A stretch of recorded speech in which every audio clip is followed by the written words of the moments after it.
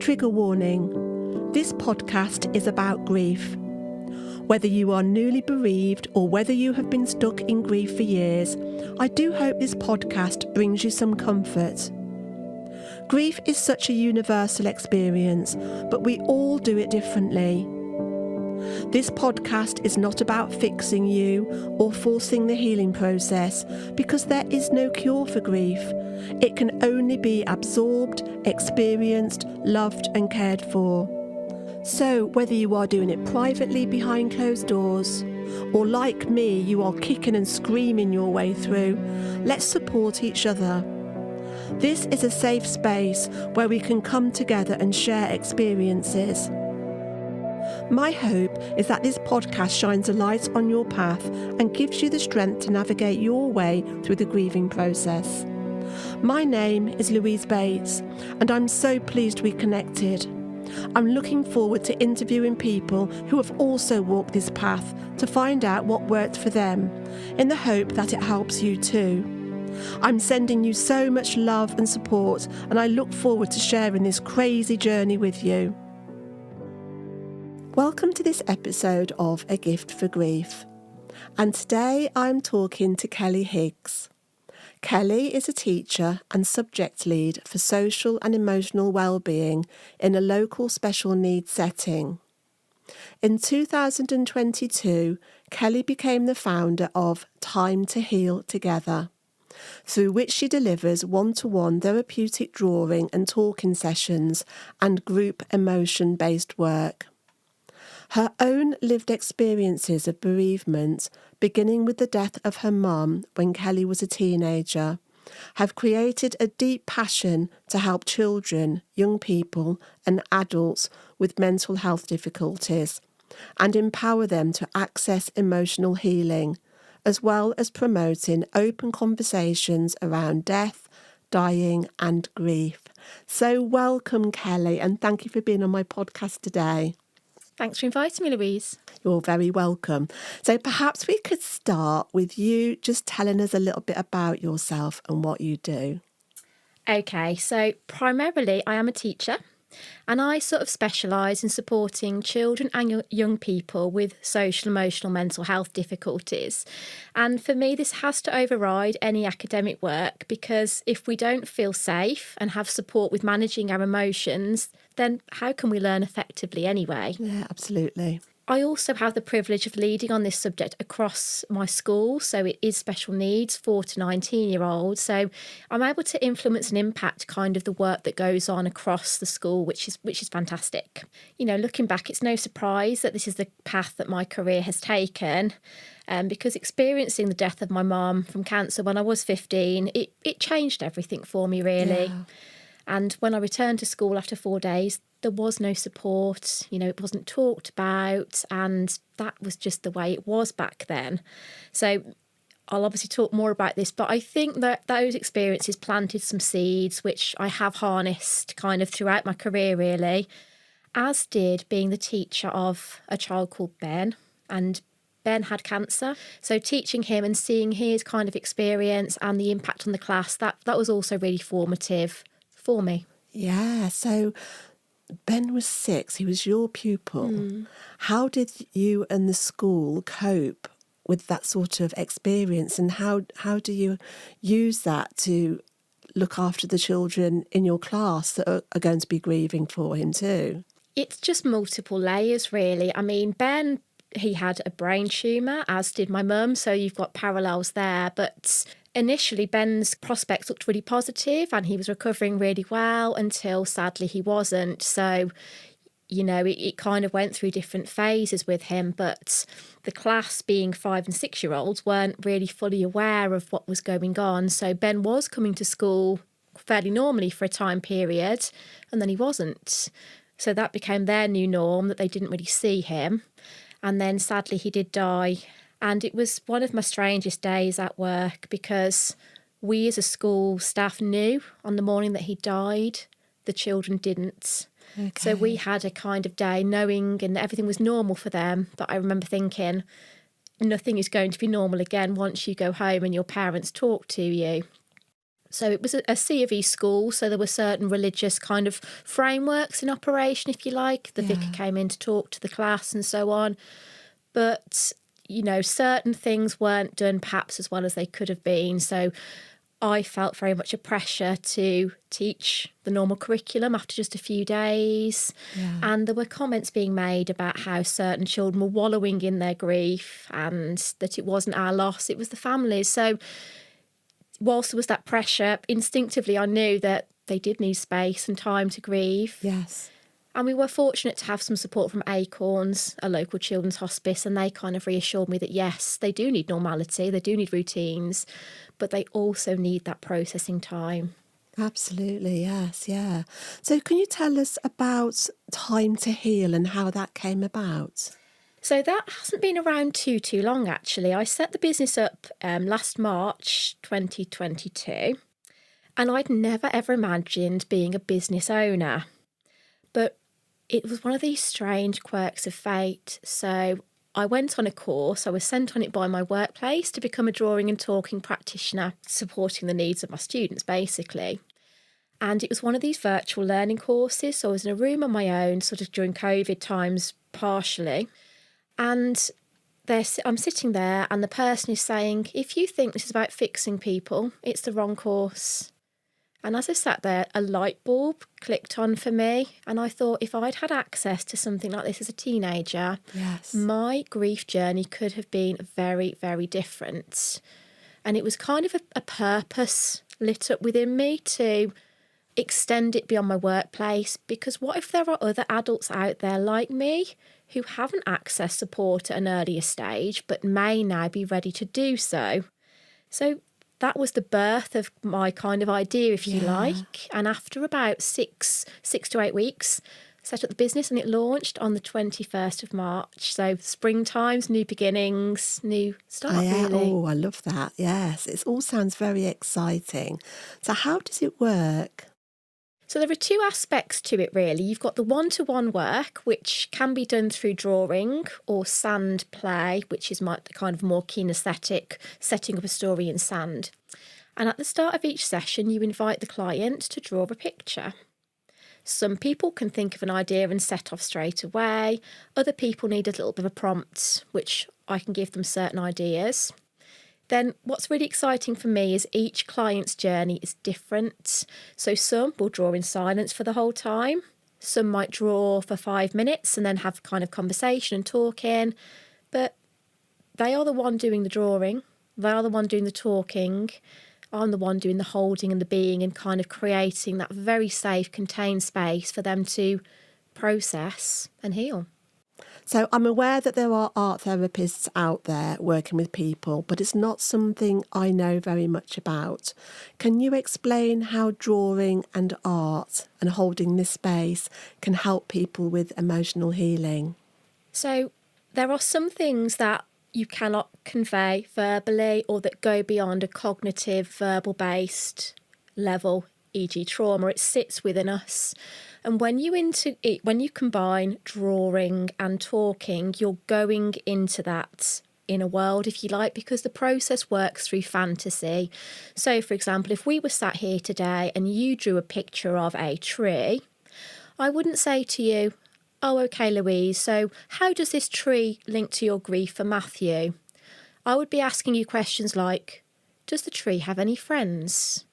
What would happen if the tree was moved to a different location? So it's going beyond, as I say, that cognitive thinking level to that inner processing. And that's how it's also very safe, because it's not me directly asking questions to you. The group work is slightly different. So with that, you have a set of people, whether it's children, young people or adults, and it's an emotions-based process. So it's 6 weeks. Each week you cover a different emotion. And in the first phase, you ask a set of questions, the same questions to each person. If they prefer not to answer, that's fine. So, for example, what is sadness? What does a person look like when they feel sad? What could they do? Have you ever felt sad? Those kind of things. Stage 2, they're invited to draw a picture of what that emotion looks like for them. And in stage 3, we come back to the kind of questioning you get within the one-to-one work, so based on their picture. And through that, it's working a lot around empathy and the fact that although we may have not had identical experiences, the emotions that we may feel at those times are similar. And it's especially helpful for children and young people who aren't yet at that empathetic level and can perhaps understand then, oh, okay, so their life is different to mine, but they can kind of understand how I'm feeling about this current situation. It sounds fascinating. Now, I'm not an arty person. You know, I struggle to draw a stick man. So do people need to be arty in order to get the full benefits? That is a great question. And what I say to people is this is not a drawing competition. I'm not judging the quality of your artwork, because everything that appears on your page has its place and is showing an aspect of your story ultimately. So it's not about doing the best, most artistic drawing. It's a representation of your inner world. So how long is each session? So they're 30 minutes. As we're operating within a therapeutic framework, ideally the sessions take place at the same time each week in the same location. So I work either remotely via Zoom or I go to clients' houses. And 30 minutes, 12 sessions. And then some people move through certain stages, others don't. My work is not to understand what stage you're at, it's to provide a contained space in which you can, as I say, process and heal, hopefully. Yeah. So if people want to find out more information about this, how can they get in touch with you? So the best way is through my Facebook business page, which is Time to Heal Together. It should come up if you kind of just Google it really or look on Facebook. Otherwise, I do have an email address, which I'm presuming you'll share in the notes, Louise? Yes, I will. I will do, yeah. So people can look there for anything that we talk about today. I can pop the links on that. So it was through your experience of losing your mum as a teenager that sparked this passion for wanting to help others who were grieving. So can you tell us a little bit about that time and how old were you?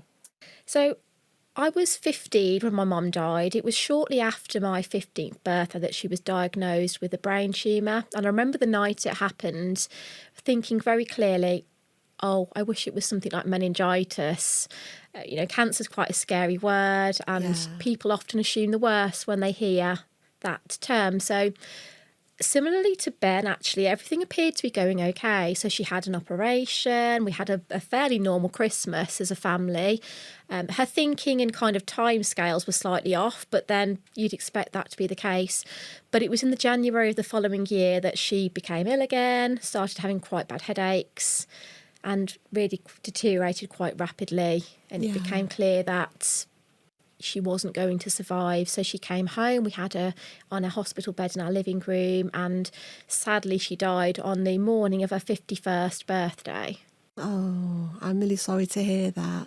But what helped you navigate your grief journey? Because you didn't get a lot of help from school, did you? No, and as a family we didn't really talk about my mum's death. And, I've spoken to my dad in more recent times, and he said, well, we just lived through it together, didn't we? And obviously each person grieves in their own different way. He was grieving for his wife, I was grieving for my mum. But I should probably make it clear to you, Louise, that the person you're talking to today is very different to that teenage Kelly who had a very different blueprint around grief, bereavement than what I now have. So as we've touched on with the drawing and talking, you cannot always verbalise things related to trauma. And as a teenager, I literally just did not have the words or the strategies to express that grief, what it felt like. So I just pushed it deep down and covered it up like it didn't exist, basically.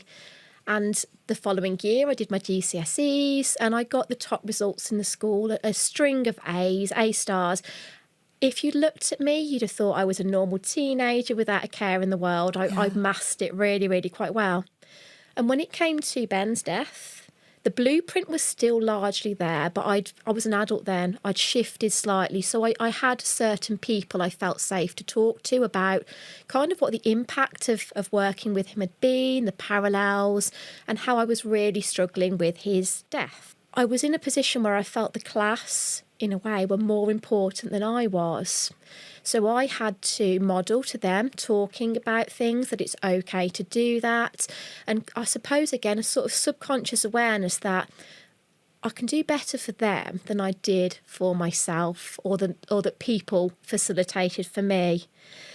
But the real breakthrough was in 2021. And I was actually at work, the same place I work now, and I was on the verge of burnout. And the issues that my class were having, a lot of social, emotional, mental health. And when you're constantly supporting people, it can get very, very a lot, basically. So I was aware that if I want to continue doing a job I love and providing this really high level of support, I need to address some of my own issues. Yeah. So I referred myself for some counselling. And 20 years after my mum had died, I did access counselling, and quite simply, life-changing. Yes. Yeah. It sounds like you've been through a real transformation. And it just goes to show, doesn't it, that you just don't know what's going on inside a person. So you carried that for all those years and nobody would have known, but it's there and it's in the body. And thank goodness that you did receive some counselling and that you felt the benefit from that. But look where you are now from, your experience. Do you think you would be doing this if you hadn't have gone through that? No, and I'm not particularly spiritual or anything, but I do believe our paths are set in a certain direction. Yeah. And that, as you said just then, I wouldn't be in this position now. I wouldn't be able to relate to people who have difficulties talking about their emotions and so on if I didn't kind of have this first-hand experience of myself of what that can feel and be like. So at the time when you lost your mum, can you remember what it was like around your friends and family? Did you find people were awkward, or you just didn't talk about it? Was it a funny sort of energy around communication? I think so, yes. And I remember that a couple of days after my mum had died, a group of school friends, they'd done me a card, they'd give me some chocolates, but they were teenagers themselves. And because we hadn't talked really openly about my mum being ill, of course, they didn't know anything was wrong all of that time. See, my closest friends didn't know. The school were told towards, when it was approaching my mum dying, but we were a very private family. We didn't kind of cast our news everywhere. So my friends, it must have been so shocking to them to not have known, and then suddenly you're told by a teacher that one of your friends' parents has died. And I can't have any judgment towards them at all. They were like me. They were children ultimately who didn't know how to talk. I didn't know, and actually I didn't want to talk about it. It suited me quite well at the time that no one was talking to me about it. Yes, yeah. It's really interesting, isn't it? But we are moving forward slowly and things are changing. But hopefully things like this podcast and the work you're doing, we need to have these conversations, don't we? We need to normalise these conversations so people can engage with it. How would you describe grief to someone who has never had a significant loss? So I would say it can feel like a deep, dark, scary place of endless sadness. But actually, if you sit with it, allow it to be and accept it as part of your life now, what you'll learn is that it does carry love and memories of those no longer present. I love that. That's a really beautiful way to explain. So what words would you choose to express your condolences to someone? So I think I'm a little bit different here from kind of the common response you might get, but I never ever say I'm sorry for your loss. No. Because I feel it's quite cliched and just what as a society we expect people to say. It kind of trips off the tongue quite easily. But actually it's about more than that. My work as a teacher has kind of educated me that we have to be extremely careful around children and young people about terminology. And if we're talking about loss, particularly those with special needs may then think, oh, somebody's lost. Yes. They've gotten lost in the woods. Maybe I can find them if I look hard enough. Yeah. Or, oh, I'd be really frightened if I was lost. Maybe my loved one is feeling really frightened right now. So I'm very careful for those reasons. But what I would prefer to say is something like, I felt really sad when I heard that whoever had died. I'm not really sure there are words to express how you might be feeling right now. Whatever you feel is normal and natural, and there are no rules with grief. I'm here to listen if that will help. Oh, that's beautiful. That's a lovely thing. I mean, I did say to one lady a few weeks ago that, I was sorry to hear about her daughter, sorry for her loss. And she said, my daughter's not lost, she's dead. Because a lot of people just think it's the safest option, isn't it? But I think as long as people acknowledge the loss in some way, it's better than totally ignoring it, isn't it? And I know when we're talking with children as well, I don't like the term passed away because it's almost like it's trying to soften the fact that somebody's died. And children wouldn't understand that term. I think you have to be as truthful as possible, don't you? And I'm sure that in the past I've used the term passed away myself. But now, having done all of this work with grief, I realise that, no, let's just use the words dead and died. It's let's just get it out there. So do you have any words of wisdom, Kelly, that you could share maybe to help the listeners loosen their grief in some way? So I would be saying, grief is universal, yet each person will experience it in their own unique way. There are going to be challenges ahead as you come to terms with life being different. But there are people out there who can help you, even if it feels like too much time has passed. Perhaps you can find just one person whom you feel safe talking to about how you are feeling. Or if this isn't possible, keeping a journal or writing a diary can be helpful to release and express your emotions. Yeah, I think that's lovely. I mean, I had a grief buddy who's become a very close friend who, I could just keep going over the same old stuff and she would just sit there and listen. And, when you're in that rawness of grief, I was a talker. I needed to talk. And that was my way of trying to process and make sense of something that can't be made sense of.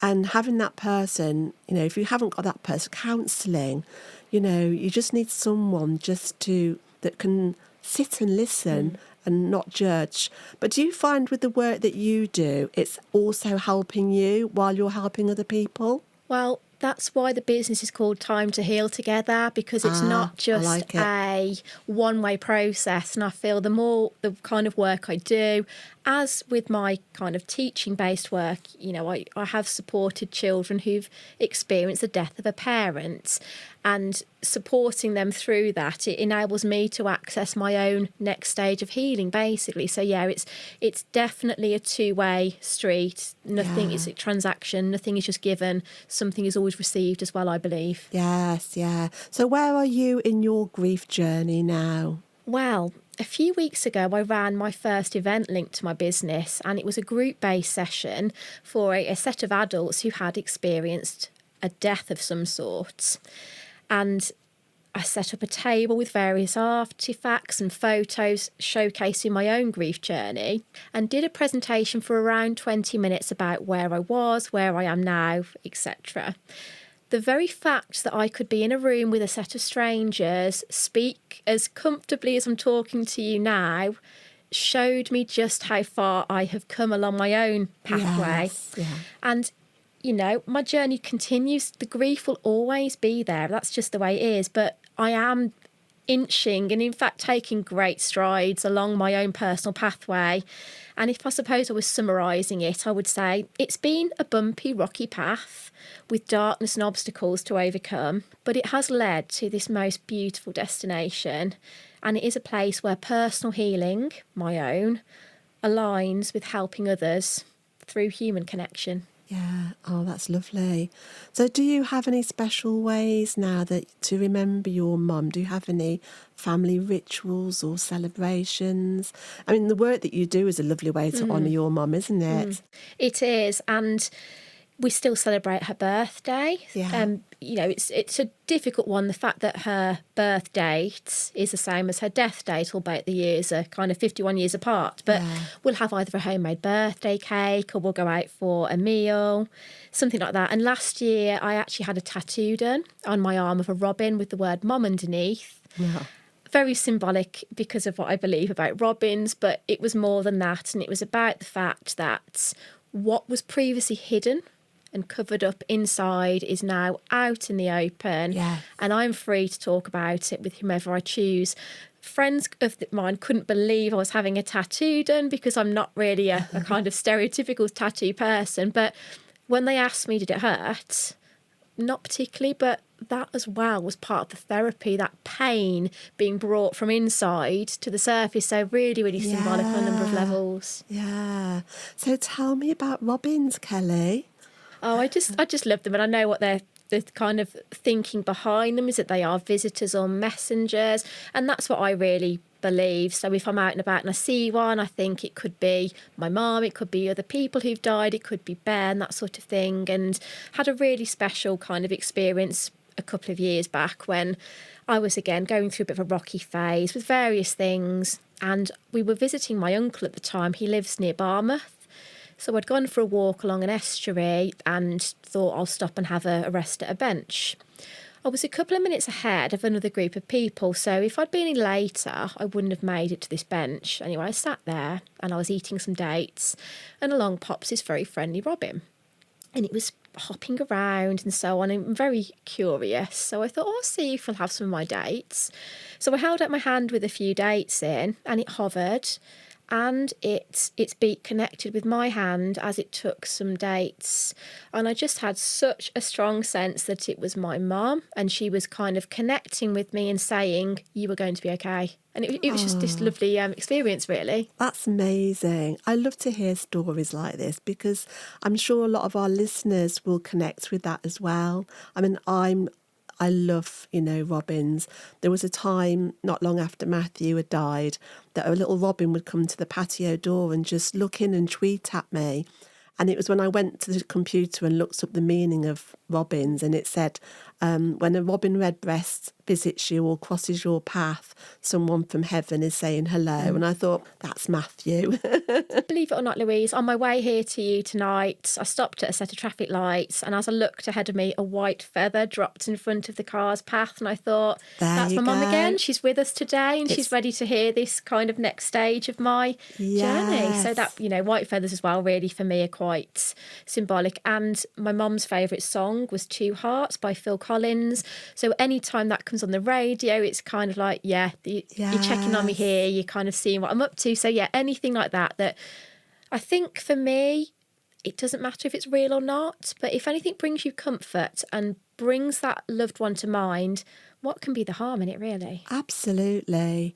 I'm there with the white feathers, the robins, the rainbows, the heart-shaped clouds, anything that, just reminds you that your loved ones are always there with you. I think it's amazing. Now, didn't you say earlier that you're not very spiritual? Yes, I did. So what are your thoughts about the afterlife? So I'm intrigued. Good question. So I don't know if I'd say I believe in heaven, but what I do believe in is that our loved ones are somewhere and they're waiting for us, and we will be able to see them again. And I think I've touched on this, but I think they are watching over us and can see what I'm doing or we're doing, whether it's through those signs or just more generally, they're able to see what we're doing. So you believe our loved ones can give us signs then? Yes, and you've certainly had signs yourself. So Kelly, if you could give your mum a message now, what would you like to say? Well, very simple, really. I love you and I miss you, but I really hope you feel proud of all the things I'm achieving. Oh, I'm sure she is very proud of you. I think you are amazing. What you've done with your life after, having such a tragic loss at such a young age. You've completely transformed, and it's incredible what you're doing with other people that are going through difficult times, and you are an inspiration. And I'm so grateful that you came today and you're a guest on my podcast. And I know there are going to be people listening to this that are going to take something away from this today. I hope people get in touch with you.